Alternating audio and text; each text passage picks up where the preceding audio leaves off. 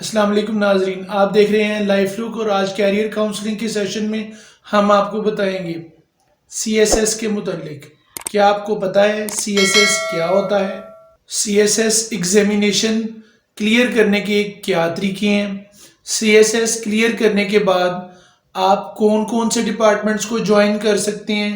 CSS की age limit क्या है? सीएसएस आप कितनी बार दे सकते हैं? और सीएसएस के सेंटर कौन कौन से शहरों में बनते हैं? सीएसएस का एग्ज़ाम कितने हिस्सों पर मुश्तमिल है? और क्या आप जानते हैं सीएसएस कौन सी डिग्री के बाद आप कर सकते हैं और उस डिग्री में आपकी क्या परसेंटेज होनी चाहिए? ये तमाम के साथ साथ हम आपको ये भी बताएंगे कि कौन कौन से सब्जेक्ट्स सीएसएस में ऑप्ट किए जा सकते हैं।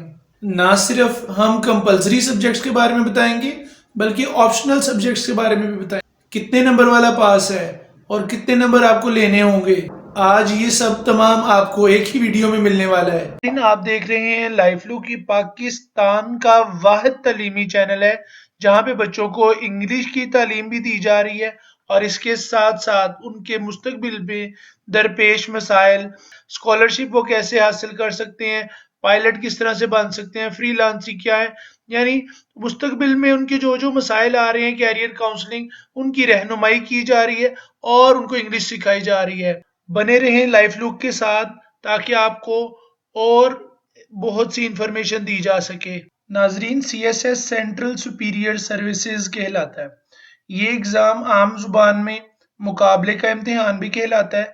लाखों लोग इसमें अपीयर होते हैं और इसमें जो पासिंग रेशो है वो बहुत कम होती है, लेकिन जो लोग पास हो जाते हैं उनके लिए आगे मुस्तकबिल में बहुत सुनहरे जो है वो मौके भी होते हैं।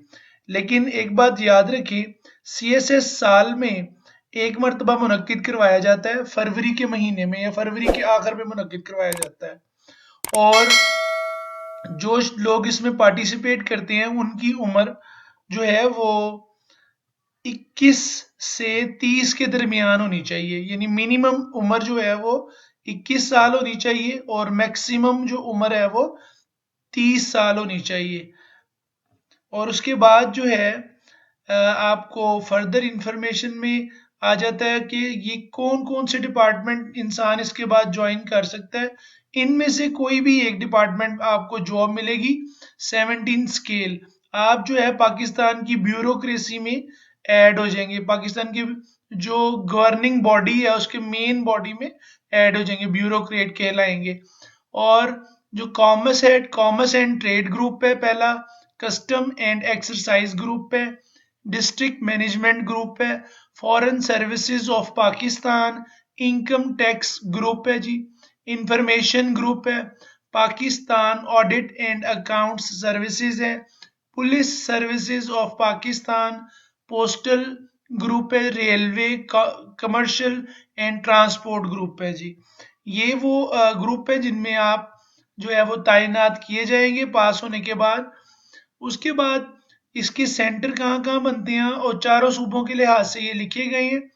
आप देखिए, सिंध में कराची, हैदराबाद, सक्कर, लाड़काना, उसके बाद लाहौर, फैसलाबाद, मुल्तान पंजाब में है जी, केपीके में है पिशावर, एबटाबाद, डीआई खान बलोचिस्तान में है, कोयटा में इनके सेंटर बनते हैं जी। उसके बाद कंपैरेटिव एग्जाम किन हिस्सों पर मुश्तमिल होता है? ये कंपैरेटिव एग्जाम 4 बेसिक हिस्सों पर मुश्तमिल होता है। पहला एग्जामिनेशन इसमें रिटर्न रिटर्न है जी, फिर मेडिकल टेस्ट है, फिर साइकोलॉजिकल टेस्ट है, फिर वाइवा होता है जी, वाइस वाइवा। और इसके लिए एजुकेशन कितनी होनी चाहिए?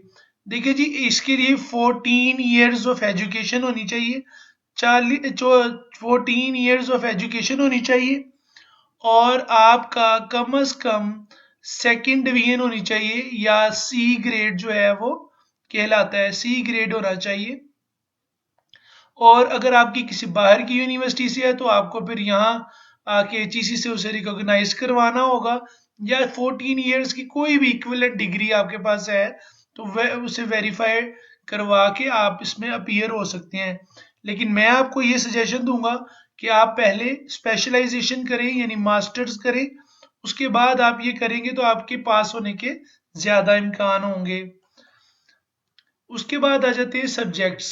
सब्जेक्ट्स में देखें जो है वो एग्जामिनेशन में दो तरह के सब्जेक्ट्स होते हैं, एक कंपलसरी सब्जेक्ट होते हैं और ऑप्शनल सब्जेक्ट्स होते हैं। इसके अंदर जो कंपलसरी सब्जेक्ट्स हैं वो 6 हैं। दो जो हैं वो ऐसे, पहले नंबर पे ऐसे आता है, वो 100 नंबर का है। इंग्लिश 100 नंबर का है। ऐसे भी 100 नंबर का होता है। बहुत से बच्चे जो है ना वो ऐसे में फेल होते हैं। और अगर आप लगता है आपको कि आपकी इंग्लिश बहुत ज्यादा स्ट्रांग है तो मैं आपको रिकमेंड करूंगा कि आप लाजमी इस पेपर की तैयारी के लिए जाएं। उसके बाद जनरल नॉलेज में चार चीजें आ जाती हैं। एवरीडे साइंसेस, ये एफएससी लेवल की होती है। उसके बाद करंट अफेयर्स, पाकिस्तान अफेयर्स, इस्लामियात। ठीक है जी। टोटल मार्क्स जो हैं इसके वो 1200 हैं रिटर्न टेस्ट में। ठीक है जी। कंपलसरी जो है वो सब्जेक्ट्स के 600 होते हैं।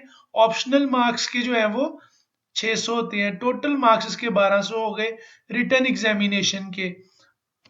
रिटर्न एग्जामिनेशन के ये मार्क्स मेंशन कर रहा हूँ, अभी मैं आपको बताता हूँ। ये जो 1200 नंबर मैं आपको बता रहा हूँ ये रिटर्न एग्जामिनेशन के होते हैं। ठीक है जी। उसके बाद है ऑप्शनल सब्जेक्ट्स में क्या होता है जी, ऑप्शनल सब्जेक्ट्स में 600 नंबर होते हैं। और ऑप्शनल सब्जेक्ट्स के इन्होंने कुछ ग्रुप्स बनाए हुए हैं और हर ग्रुप में से आप मैक्सिमम 200 नंबर का जो है वो सब्जेक्ट इस जो है वो सिलेक्ट कर सकते हैं। ठीक है जी। आए वो कौन कौन से ग्रुप हैं वो देखते हैं। जो ग्रुप्स आपको मैं दिखाने लगा हूं उनमें जो है वो कुछ सब्जेक्ट के 100 नंबर भी होंगे, कुछ के आप 200 नंबर भी होंगे, लेकिन आप एक ग्रुप में से मैक्सिमम 200 नंबर के सब्जेक्ट चूज कर सकते हैं। और आपने जो है वो अपने 600 नंबर बस पूरे करने हैं ऑप्शनल में से। तो पहला ग्रुप है जी आपके पास, जो पहला ग्रुप ग्रुप ए कहलाता है। इसमें अकाउंटिंग एंड ऑडिटिंग आ जाती है 200 नंबर की, इकोनॉमिक्स 200 नंबर की, बिजनेस एडमिनिस्ट्रेशन 100 नंबर का है, पब्लिक एडमिनिस्ट्रेशन 100 नंबर की है जी। उसके बाद जो है वो आपका ग्रुप बी आ जाता है, पॉलिटिकल साइंस 200 नंबर की है, एग्रीकल्चर 100 नंबर का है, फॉरेस्ट्री 100 नंबर का है, सोशियोलॉजी और जर्नलिज्म 100 नंबर का है। सोशियोलॉजी और जर्नलिज्म बहुत ज्यादा नंबर देते हैं। इसी तरह से ग्रुप सी है जी, इसमें प्योर मैथमेटिक्स है, अप्लाइड मैथमेटिक्स है, ये दोनों 200 नंबर के हैं। कंप्यूटर साइंस और स्टैटिस्टिक्स जो है वो 100 नंबर के हैं। देखिए उसके बाद आ गया ग्रुप डी, साइंस सब्जेक्ट है जी। जिन लोगों ने बीएससी की है या एमएस की है उनके लिए भी ये है जी, आप अपनी जो है वो साइंस के रिलेटेड भी सब्जेक्ट्स चूज कर सकते हैं। फिजिक्स 200 नंबर की है, जियोलॉजी 200 की है, जियोग्राफी, केमिस्ट्री, बॉटनी, जूलॉजी, ये सब 200 नंबर के हैं। कोई एक सब्जेक्ट आप इसमें से चूज कर सकते हैं। याद रहे टोटल 600 आपने नंबर बस चूज करने हैं, हर ग्रुप में से 200 नहीं करने। टोटल जब आपके 600 हो जाएंगे अपनी मर्जी के आप कोई से जो है वो 600 नंबर के, लेकिन बस एक बात का ख्याल रखना है, एक ब्लॉक में से आप एक ग्रुप में से 200 ही नंबर बस चूज कर सकते हैं। अब ये ग्रुप ई है जी। ग्रुप ई में जो सब्जेक्ट्स हैं वो इस्लामिक हिस्ट्री है 200 की, इंडो पाक हिस्ट्री है 200 की, ब्रिटिश हिस्ट्री है, यूरोपियन हिस्ट्री है, अमेरिकन हिस्ट्री है जी 100 नंबर की। अमेरिका की हिस्ट्री चूंकि छोटी है जरा तो वो जो है लोग ज्यादा शौक से करते हैं। आगे जी इंडो पाक हिस्ट्री में भी लोग हमारे पाकिस्तान में बहुत ज्यादा इंटरेस्टेड होते हैं, बचपन से पढ़ते आ रहे हैं, तो वो इसमें भी काफी ज्यादा इंटरेस्ट लेते हैं। ठीक है जी।